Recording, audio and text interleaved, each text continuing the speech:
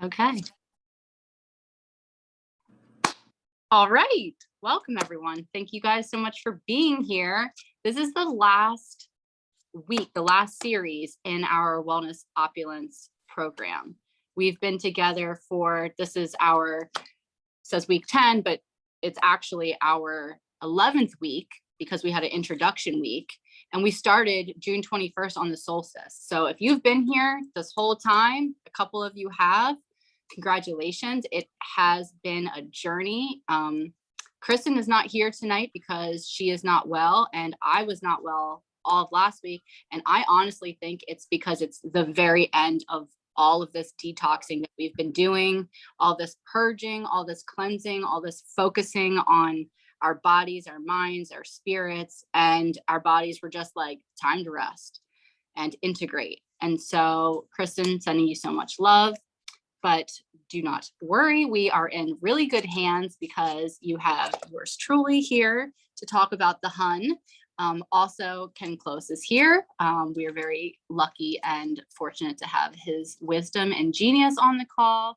And we also have Mark here on the call, which totally wasn't anticipating, but always love to hear your wisdom. And anyone else who feels like they have something to chime in, please do. I want this to be an open forum if you have questions. So today's topic is the Hun. And this is the consciousness that unfolds through our liver and gallbladder. And it is the wood element as well. So what this consciousness, what the spirit is all about is clear vision and imagination. And before we get started, I actually pulled the perfect card this morning. So I'm going to read it to us. And then Ken is going to share our screen, and we're just going to talk about how to set clear vision, and also what the symptoms might be if you've got some liver or gallbladder issues or Hun disturbances in your body. So Mark, you will love this. It's from this deck, which everybody should look at. It actually goes with I bought it because, well, Mark said to, but also it goes along with the I Ching in the Healy. And so if you did a scan for the I Ching and you pulled a number, you could go straight to the book and see what's coming up. So anyway, I didn't do that today. I just pulled a card, but it just happened to be the perfect card. So I'm going to read it. And the card is Idealism. So it's just such beautiful artwork. And I'm going to read you the story. And Mark, maybe you can add to this since you know all about the gene keys. So the gift for idealism, or the gift for this card, is idealism, the shadow, obscurity, city, light. And it says idealism represents the steady flow of archetypal memory into the world of form. So it's a little long, but hang in there. Okay.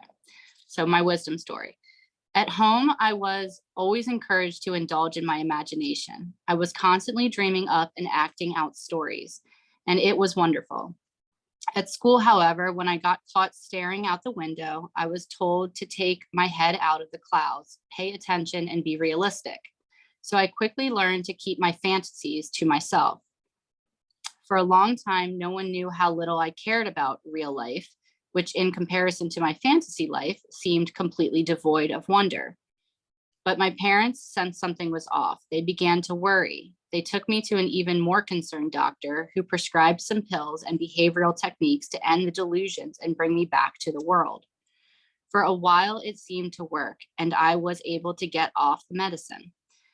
But slowly, my imagination kicked back in. This time, instead of keeping my dreams to myself, I desperately tried to manifest them.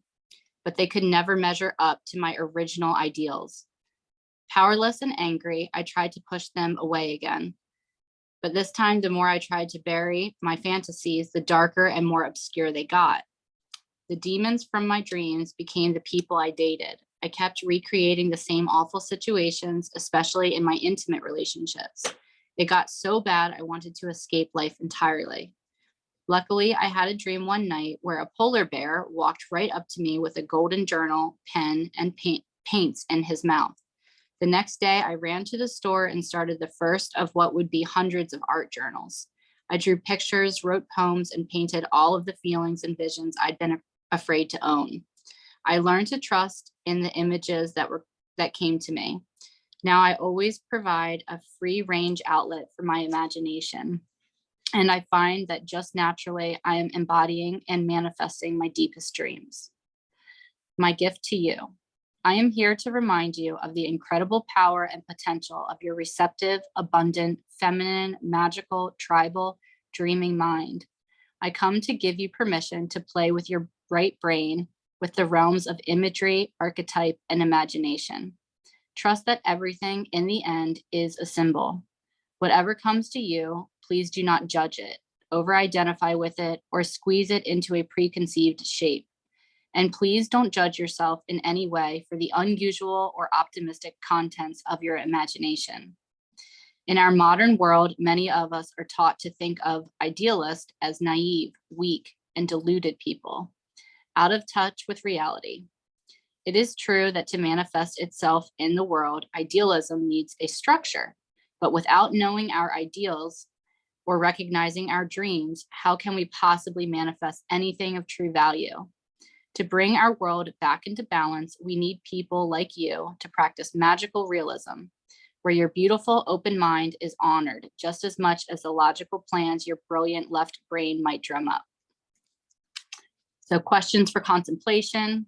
Do you tend to get too lost in fantasy or not take your dreams seriously enough? That's me.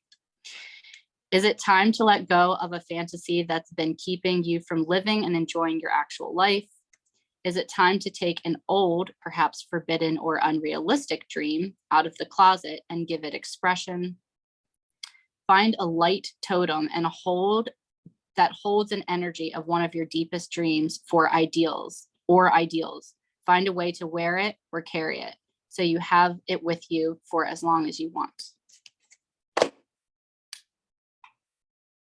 Wasn't that perfect for this week's call? I'm glad everyone liked it. So Ken, if you could share our screen and we can start to dive into the Hun. Okay, here we go. Ken, you're an engineer. Do you have a big imagination? I'm curious. So interestingly enough, most engineers are extremely analytical and, not really all that right-brained. But I've spent years, over a decade, actually overcoming the analytical engineering mind and diving into the creative. Interestingly enough, I'm left-handed, but I'm ambidextrous in most ways. I use both hands for many things.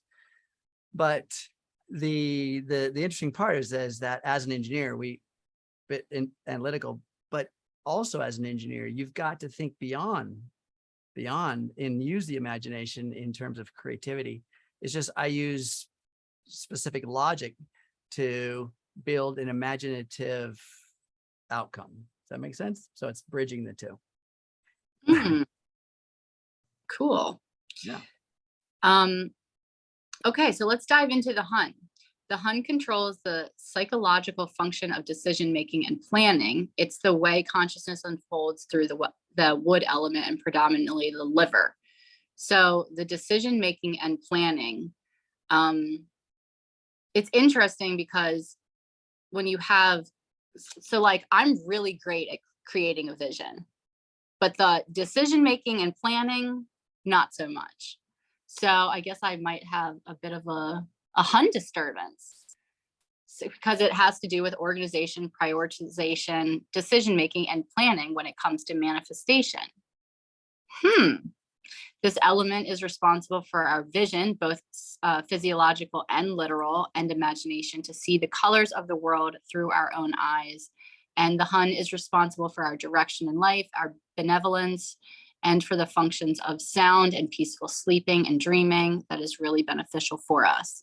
It's Okay, I'm going to finish the sentence and then we're going to get into dreams. Also responsible for the smooth flow of chi for the emotions and digestion. So I've had nightmares my entire life and until recently. And I thought that that was normal. Does anyone else here have nightmares? Mm-mm. You can put it in the chat or you don't have to say anything. But I thought that that was normal. I didn't actually know that you're supposed to have peaceful, like, dreams that are beneficial to you. Like, that is your subconscious working with your conscious mind. Like, I didn't realize that. So, Ken, do you have anything to say on dreams? Yeah. So one of the things that people, I think, may overlook sometimes when you're looking at dreams, we look at the content, right? And the content may be abstract or scary or just downright nightmares. But the other part of what I believe in that subconscious is a clearing mechanism. It's a way in which we're trying to stimulate the body's emotional systems so that when we have a dream, you still feel it, right? How many of you have had a dream and you wake up with tears running down your face because there's an emotional response within the dream that creates sadness, and your body cries in its physical state, triggered by a subconscious state or a delta state. So the concept of understanding our dreams has to do with also what are they triggering in the body in terms of emotions? What are the emotions that are coming up based on the content? Content may be very abstract, but what emotions are coming up in which the body needs to clear, understand, or become in harmony with? So even nightmares create what? An emotion. What is the emotion? Is it fear? Is it downright rage? I mean, what is the creation of the emotion within this dream? Because the content, and they may be very scary. How many have ever had a dream of falling, right? You've got that thing. There's really only two natural fears that humans are born with ever. And that's the fear of loud noises and the fear of falling. I mean, you can test this by just, I don't recommend this, but just a loud noise around a baby, just a quick loud noise. And what happens? The baby is startled, right? Or pretend that the baby falls, right? That startled, but you can tell a baby you're ugly, or you're silly, you're stupid, and the baby will just laugh and not have an emotional response because there's no built-in programs yet in the body to have that emotion. But the two ones that are built in are those, the fear of falling or the fear of loud noises. And so our dreams kind of simulate some of the fears that I'm not saying fears, wrong thing. Dreams stimulate the emotions that are built into the body that we're trying to come to terms with. It's one of the concepts around dreams. So, even nightmares. Fascinating, huh? Yeah, and also some of the symptoms of a Hun disturbance is the second one down is erratic emotions. Yeah. So interesting. I'm just going to go through these other symptoms. Not only depression, but insomnia, especially if you have very disturbed dreams or no dreams, erratic emotions, extreme disorganization, excess sleeping in the day, anxieties that come around at night. And this was just mind blowing to me that doctors don't do this, because who knows somebody who has been prescribed medication for, anxiety, depression, mental health issues. Dr. Michelle Patrick said that, Big Pharma just tries to lump everyone into a category with, anxiety or depression or mental health issues. And this actually came up today with a client being diagnosed with borderline personality disorder. That's one that they throw at a lot of people these days too. And but she was saying, if you look at the anxiety or the depression or whatever it is and see like when it's actually happening to you, then you can correlate that with an organ, which will then clue you into potentially, where you might have some stagnation or there might be, something going on. In this case, it's the liver. So if you are having anxiety at nighttime, it could be linked to your liver. So I thought that was super fascinating and helpful. I like what you said too there, Ashley, for a second. If you look at the doctors don't ask you when these attacks are coming on, like day, morning or night, midday. And they're also lumping not just the treatment into both depression and anxiety, but they're not even unpacking depression. I think depression and anxiety both are a web, a catch-all, because what's within depression but a plethora of rich emotions. We're not looking at what's in depression, what's in there. I mean, there may be grief or anger or sadness, but it's all called depression. And we're not talking about each one of those and giving each one a moment within your body to express itself and to become aware of. Same with anxiety. The triggers for anxiety are vast, and it may just be simply addressing some of the emotional triggers that smooth out and eliminate the attack or the symptom of anxiety. So I like unpacking things. Definitely. That's why we're here. Mm-hmm. Will you scoot it over? There you go. We've got a couple more symptoms of a Hun disturbance. Let me see if I can move you around. The total lack of clear vision on a physiological and psychological level, outburst of anger, no direction in life, timid, inability to take a stand for anything, especially yourself, don't finish projects, and you feel like you're running into brick walls. Yeah. You were kind of talking about that, weren't you? Yeah, I was talking about this actually in the green room prior to the call. That, I've got some big projects on the table. And when we've got this big vision and this big clear, like for instance, I'm the third eye, we're going to talk about the third eye in terms of the chi here within the liver. But you've got this great vision, you've got this ability to see the future in all kinds of ways. And yet there's nothing happening in your three-dimensional space. It feels like you're up against a brick wall. I'm experiencing that actually right now. It's kind of synergistic because I've got lots of moving parts within these dreams and manifestations and visions, but it seems like my 3D is like stagnant. So got to do some shifting. Do you do the liver programs at all? I haven't, but I'm going to. You'll have to let us know. I know I do the third eye, so this vision to start, but I don't have a problem with that third eye vision. I'm so wearing the third eye color, right? So that I can promote that. But now I need to get that liver engaged a little bit. Yeah. Yeah. So the emotion of the liver is anger. Have you hit a pillow with a bat? Yeah, usually it's these right here is my bat. You sound exactly like the opposite of an angry person, but sometimes that stuff can be repressed, hidden in there. So as Ken just said, the chakra represented by the Hun is the third eye because it governs our vision. And the liver takes a beating because of, it says her dietary. Wait, what? Okay, we're not reading that. But the liver takes a beating because we obviously know why. Because of the food that we eat, because of alcohol, because of other recreational things, or just other toxins, chemicals, or pharmaceuticals that we're taking. It can also, don't forget that we can also be taking on the repressed emotions of our ancestors. And I actually have clients. I have a lineage of clients, mother and daughter, who both have liver chi stagnation. It always comes up in the Healy scan. And it's just fascinating because I can see what's going on there. Now, if we're just talking about liver chi stagnation, in addition to all the other symptoms, you might also experience ingestion, acid reflux, which Dr. Michelle Patrick swears by drinking potato juice as a hack for that. Bloating, headaches, depression, again, decision-making, and feeling flat, gray, can't decide what to do with their life. So all of that sounds pretty Hunless. Like, we don't want that. So how do we do the opposite? How do we become super Hun? Super Huns, that's kind of fun to say.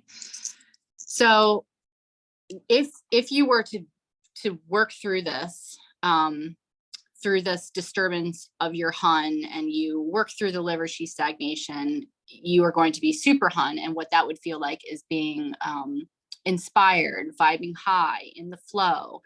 Life is vibrant and colorful, and you have the ability to be flexible and hold the vision. Even if you come across a tree in the road, you're still able to stick to your vision, but just find a different route around the tree.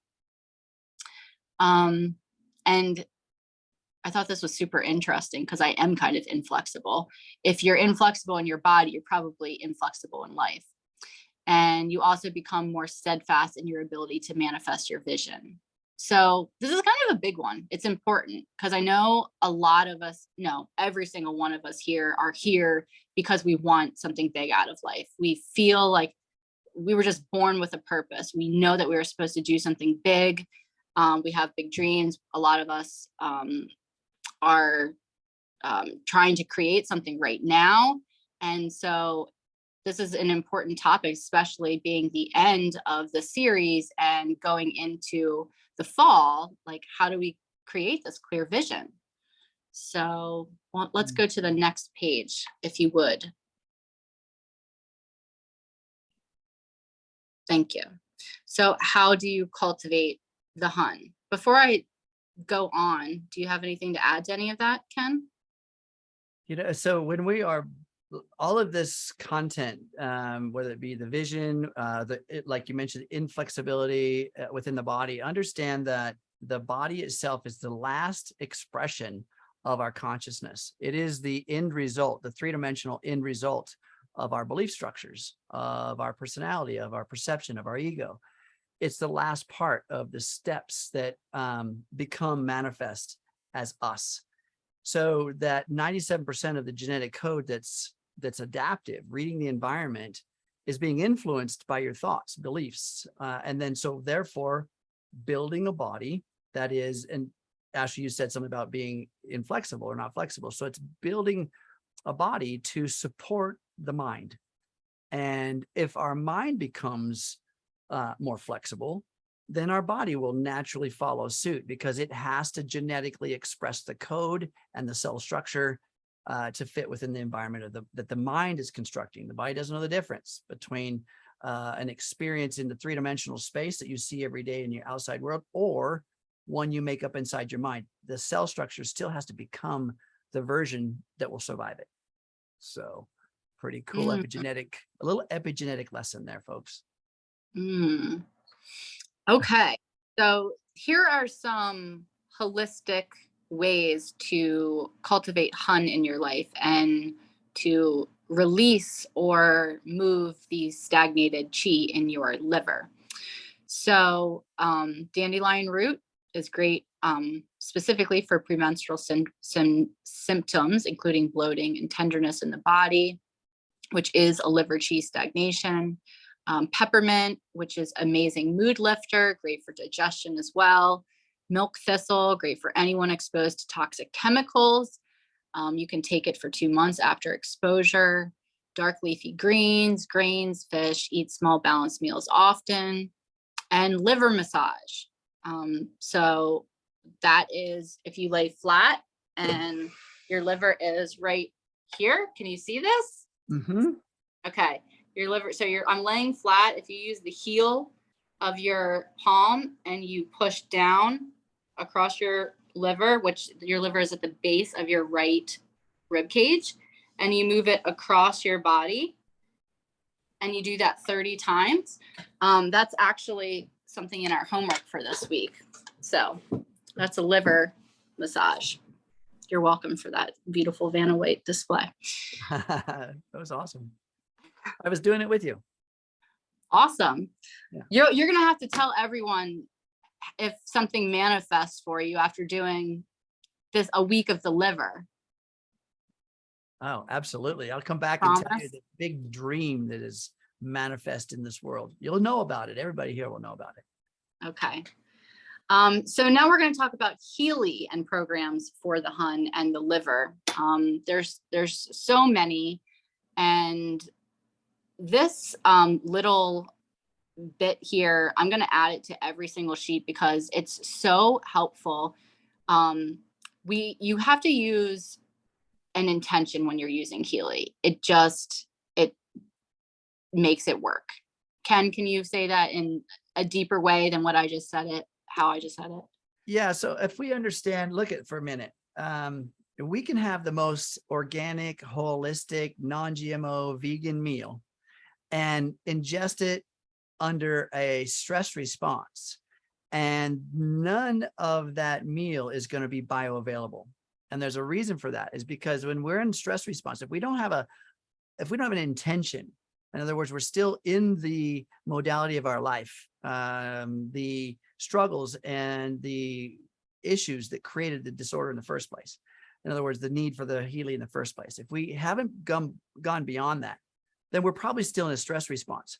And the moment that you are in that sympathetic nervous system, stress response or fight or flight response, whatever you want to call it, 3 essential systems shut down.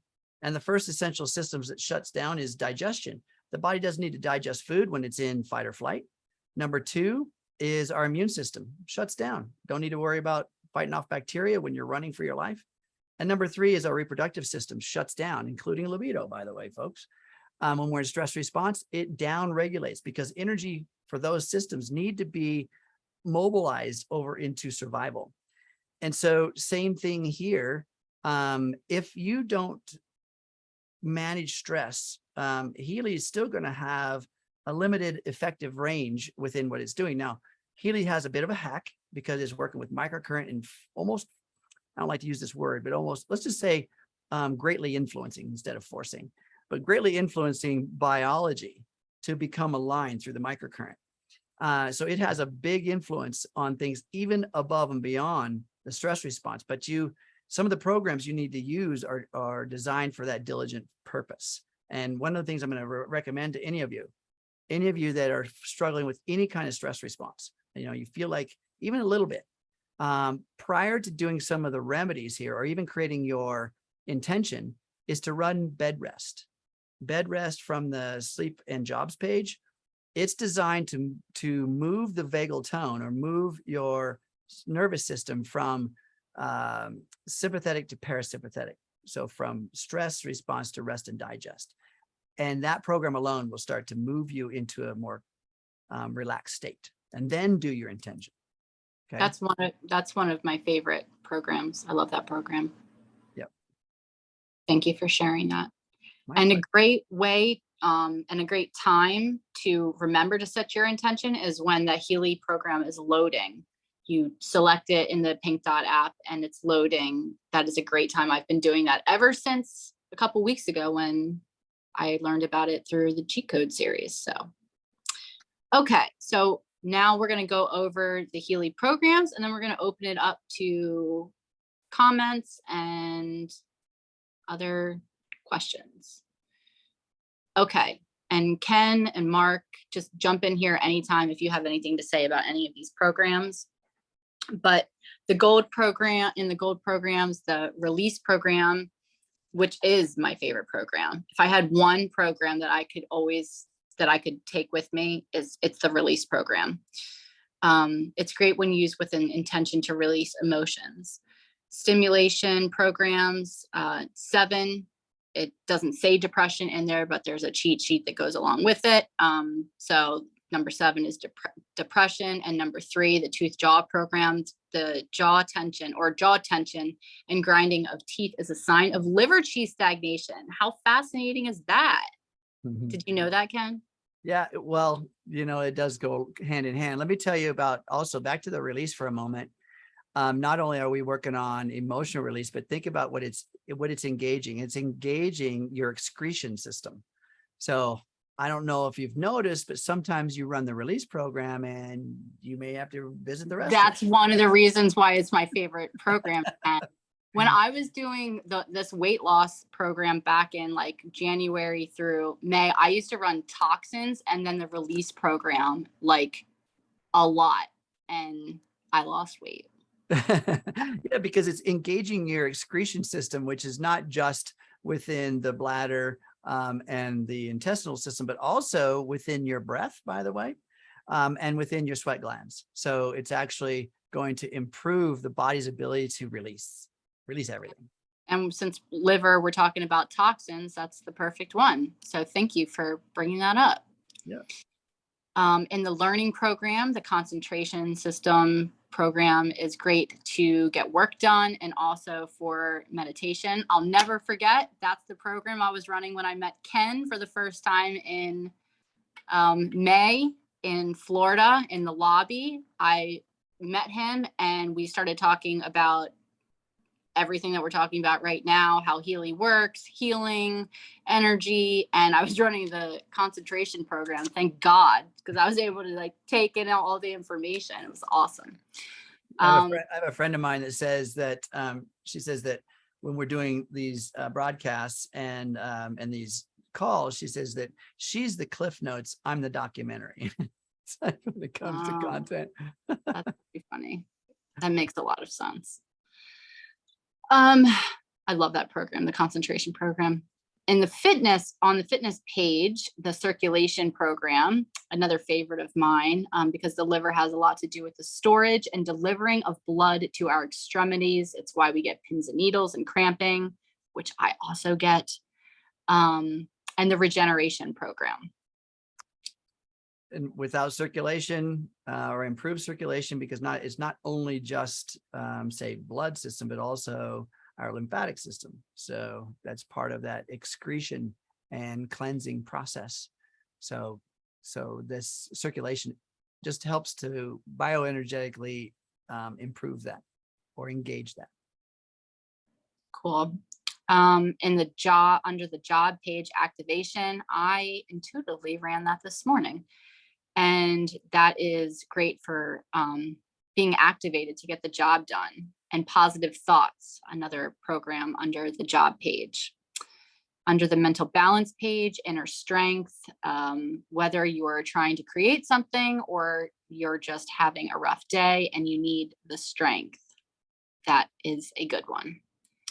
Bioenergetic Harmony 1, flexibility, for flexibility in the body and in life. And these are verbatim Dr. Michelle Patrick's words. She said, sometimes I run them when I'm being a bit of a hard ass. So if you feel like you're being that, then run the flexibility program. And Bioenergetic Harmony 2, the liver program, run Bioenergetic Harmony and the chakra programs to prepare these organs by releasing dense energy, then run meridians.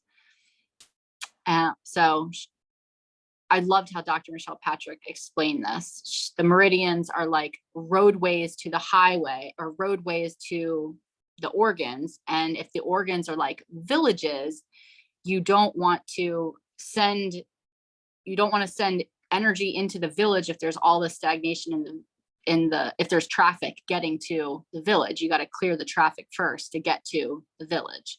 So that's why she says run the bioenergetic harmony programs for an organ and then run the meridians program afterwards. So Marcus talks about a bit even a more deeper aspect of this, because there are trillions of meridians within the body, and they're small, almost 1 electron thin throughout the body. So many different meridians. And of course, many of them align with a larger highway or pathway or roadway like you're talking about. But some of them are very, very small. Well, they're all very, very small, but they group together. And so we can, with the meridians, we can energize these small pathways that lead to maybe dirt roads, which leads to a single lane road all the way to a multi-lane highway. You know what I'm saying? So these meridians are as vast as a multi-lane highway or as minute as a single strand of electrons. So that is fascinating. Yeah. Marcus was talking about this. I was at a lecture that he put on in San Diego, and it was just amazing in the way he spoke about this. So I always talk about that and kind of expand on the meridians a little bit. And for those who are new or have no idea who Marcus is, Marcus Schmika is a quantum physicist / monk, which is the inventor of Healy. through the invention of Time Waver, which is the parent company of Healy. And so he is the creator and designer and founder of our company. Such a heart-centered being, that man. Quantum physicist / monk. Think about that for a minute. Mm. Yeah. I'm proud to be a part of his mission. Meridians 2, liver, in the chakras page, the third eye, which is opening up vision in our lives, the bioenergetic defense program, mental. And I gotta say, side note, the bioenergetic defense program has been coming up a lot today. I think that there's definitely stuff that's going on, and maybe Mark, you would be willing to let us know anything that's going on that we need to know about. But the bioenergetic defense program, or the mental program under bioenergetic defense, under the well-being page, spirit, deep cycle page, renewal and clean all. And I did the deep cycle. I did all of the deep cycle programs 1 week before I got sick. Just saying. I really think it has to do with just getting all of this energy stagnation out. You know, I said this to someone today who Deep Cycle came up with, and I thought it was a really good analogy. So I'm going to tell you guys too. For anyone who's like, the Deep Cycle program comes up and they're just like, they just want to do it. They're like, well, I want to do the Deep Cycle program. I feel like doing the Deep Cycle program is like if you're training for a marathon and you just go out and just run 20 miles in a day. Like, you got to like practice a little bit before you go out there. Right, Ken? I agree. And there's ways to prepare the body. So Deep Cycle was designed for astronauts, by the way, so that they could prepare their bodies for some very vigorous strain. And so it was when you run that, you know, you're preparing yourself for anti-gravity and orbit and massive G's and all the stuff that you would be as an astronaut launching into space. So no wonder, Ashley, that you were my God. And I did one a day. And then I was in a plane. Oh, there you go. Oh, good Lord. Okay. That's fascinating again.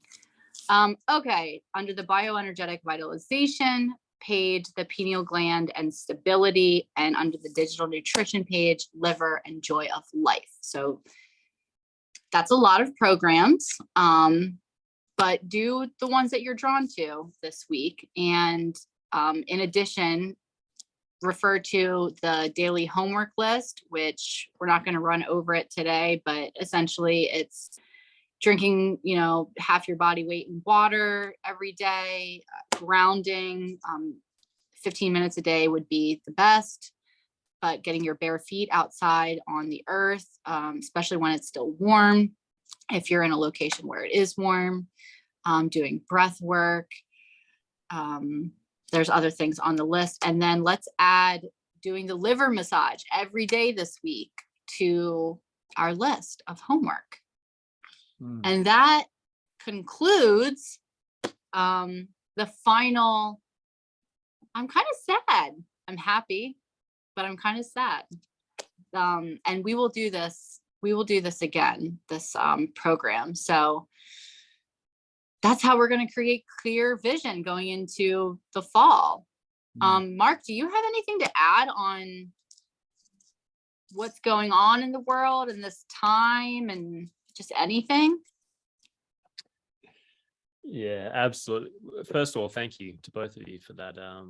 It feels like this is a missing piece of my puzzle, you know, and I can't believe actually that I missed the first half of this. So really, I hope you do this again, because coming to the last 3 has been so in sync with everything in my own personal life, as it always is, you know, like life, there are no mistakes. But in the thing that's been coming up for me is, as I've been listening to both of you and you know, really feeling what's been moving through and how this aligns with all the energies going on with the Mayan dream spell, which again is around the cycles of time, and you know, in a way, how the the Mayans used to see this great butterfly in the center of the galaxy. And this butterfly, as it flapped its wings, that would then send this pulse from the wings through what we call time lenses, essentially the suns. And they would then come through the planet like a wave of, in a sense, that's the downloads, the activations, the energy, that's the communication of what comes next. And so it's a powerful thing to contemplate. And we've just started a 52-day cycle yesterday. And this 52-day cycle is the center of the Mayan Tzolk'in. So the Mayans have this 260-day cycle of the evolution of consciousness, you could think of it as. And the first half has a general theme for kind of breaking down the ego. And the second half of the cycle kind of has this theme of rebirthing it. Because in the end, the ego is just how we express ourselves into this world. And it's not something to get rid of, but rather to refine. And so this process is this constant refining of our ego and how we express our spirit in this world. So we've just entered the eye of the storm in that sense. These 4 wave spells, 52 days, where the first 26 days, so the first 2 wave spells, beginning with the red serpent now, is all about really just like a serpent. When you think of a snake losing its skin and how the skin dries and peels off. And I was reading about this yesterday, how apparently a snake has to find like a rock or something hard, something rough, and it kind of rubs its head against it until that skin cracks. And once the old skin cracks, and think about that, it has to actually kind of rub its head against something, and it kind of discomfort. And once that kind of cracks open, then the snake just kind of, just wriggles around a little bit. And I don't know about you guys, but I mean, that visual, that sensation yesterday kind of really resonated with what it can feel like right now, with these energies as they come through. Is like, maybe you can have a little disturbance with a loved one or something, in your work life, or something can kind of just be a little bit like that kind of triggering that feels a bit like, and opens something up and gets us thinking and gets emotion moving again. And then, we wiggle a bit, you kind of just feel it and kind of, that's why I think feeling is so important. We can bypass the feelings by this mental idea and this mental part that wants to control, these visions, rather than sometimes just safely creating a space for yourself to just wriggle in the discomfort, in the feeling, while holding the vision still. So that's the key, is not losing connection to that bigger vision and losing yourself in the emotion, but rather feeling it and using that emotion as like the energy, like we talked about the butterfly last week, to push those wings open in that sense. So from the lens of the Mayan dream spell and the cycle we're in, we're beginning that process of getting our old skin of our old ego and letting it go. And that's going to take a little bit of feeling and energy that's going to come through. So all the tools I've talked about today, are amazing and fantastic, and I'll be definitely running. But in the greater picture, this 52-day cycle is called the Castle of Burning, which what this is essentially saying is like the indigenous culture here in Australia, was it 40, they think 50, 60,000 years now. It's like, it just gets longer and longer how long they've been on this land in Australia caring for it. And they have been doing controlled burns in the Australian bush, one of the hottest places, and it gets hot in our deserts. And they've been doing controlled burns this whole time. And the beauty of these controlled burns, you see it when you go out in the Australian bush, is you'll come across patches where everything is charred and black, but then you'll see on the trees just this infinite, it almost looks like vines are taking over, but it's actually new sprouts all over the trees. It just becomes this insane thing to have this black kind of background of char, and then just green life bursting forwards out of that death, in a sense, like the natural resurrection. And you see this with the grass trees we have here and so much more. If you don't burn them, they won't reproduce. They won't continue to thrive. So they knew this instinctively and used to burn areas of the bush, and that would prevent these giant bushfires we get these days, because now we don't do it in the same intuitive way. And so this 52-day process that we've entered is essentially this process in our own lives that happens kind of every 260 days. It's about running the fires through our lives and letting the old burn away. And there'll be a bit of a surrender process for the next couple of weeks. But the beauty is once you hit the center and we move through that first 26 days, we move into what's known as the blue monkey energy. Now, this blue monkey is all about playfulness. It's the illusionist, the magician, the one that comes in and says, okay, now that you've let go of that old ego, now you can be the magician in your life and use this blank slate, all these resources that you've freed up to now create whatever you want.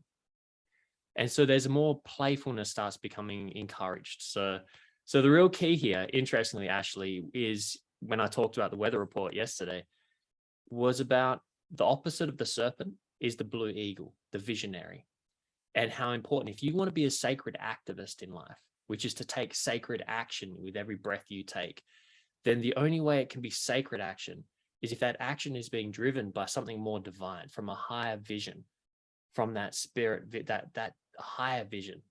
And when we don't have a higher vision, we mentally create one. We mentally create a vision because it feels safe. Okay, this is where I'm heading, but it's a mental construction based on belief systems and all this old stuff like Ken talks about. The belief system creates this idea of a vision. And so it's staying in touch with that higher part of ourselves, even through the struggle and the challenges. And these programs, I've just run the bioenergetic vitalization while I've been listening. I've got stability running right now. And 100%, these programs are fantastic and couldn't have been better chosen for this week. That's my little download for today. Thank you so much for sharing. Isn't it so synchronistic with everything going on? And like, I hear it all the time with anybody who has been doing this program. And, you know, Nina who is, for those who don't know, he is the doctor behind the Gold Cycle program.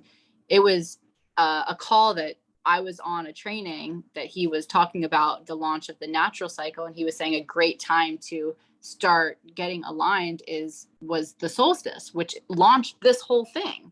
This is when it started. So it's kind of just like, it seems like, wait a second, things are synchronistic in my life, but they're synchronistic in your life, and your life, and your life. It's like almost like a collective, like synchronistic purge of the old. It's wild. Kelly, we were just talking about that today too. Mm-hmm. Ken? I love what Mark said right there about the default part. You know, if we're not diligent, then we're default. So we're talking about intention work here, focus and direction. And so there is a consciousness that allows the easy button. If we're not doing things diligently or intentionally, the easy button is default. And so the default is going to be the crowd, the bigger environmental influence that you're exposed to. And so, and that is typically not healthy. I was just saying, it's typically not what is going to serve you best. And so, so this purpose-driven life and this waking up and creating your future on purpose, understand that. I love Dr. Joe's quote, as he said that the best way to predict your future is to create it. And so simply wake up in the moments of transition from theta to delta to alpha before you go to beta, which is the analytical mind. Spend a moment diligently, intentionally building a model of your future, so that when you actually get up, wake up, look in the mirror, remember who you are, then you already have a model that's in place, so the subconscious can get on board with. And I want to also, Ashley talked about a lot of programs here, you guys. Healy recommends 3 to 4 microcurrent programs a day. So if you're using the microcurrent with the wristbands or the sticky pads, 3 to 4 per day is the recommendation. And I also recommend that you spend some time in that self-care management in between each. One of those self-care management tools Ashley talks about, of course, hydration, grounding, and movement, moving the body and doing some breath work prior to the next program. So allowing your body to reset, kind of get a little bit of absorption of the content you just got, and then allowing it to balance, rebalance and reprogram. And the deep cycle, remember I told you, is designed for the astronaut program. Deep cycle has application 1, 2, and 3. That's to prepare the body for absorption and acceptance of the microcurrent. I recommend that as a starting point. It's just called first, second, and third application. So it just prepares the body so that because it's something new, right? And so get you ready for the next thing. So that's it. Thank you. Thank you for all of your mic drops tonight, Ken. I think I said that's fascinating like 8 times. So thank you for being here. Thank you all for being here. I hope that this was super helpful for you. It's been a game changer for me, and hosting these calls has made me super accountable. So I'm just grateful that we've been on this journey together. And this is a big announcement. And then we'll stop the recording and say goodbye to everyone. But so next week, instead of Thursday night, we will be doing the final call on Tuesday night at 8 p.m., which I just realized is Ken's Tech Tip Tuesday call. So maybe I'll have to change something around. But right now, that's when that call is going to be, because Kristen and I are both going away together. And so we are not doing Thursday's call. So does anyone have any questions before we wrap up? Wonderful. Wow. Well, everyone has a wonderful night, a wonderful week. Let's do our liver massage and get that chi flowing. And I'll see you guys on Tuesday next week. Good night. Awesome. Thanks so much.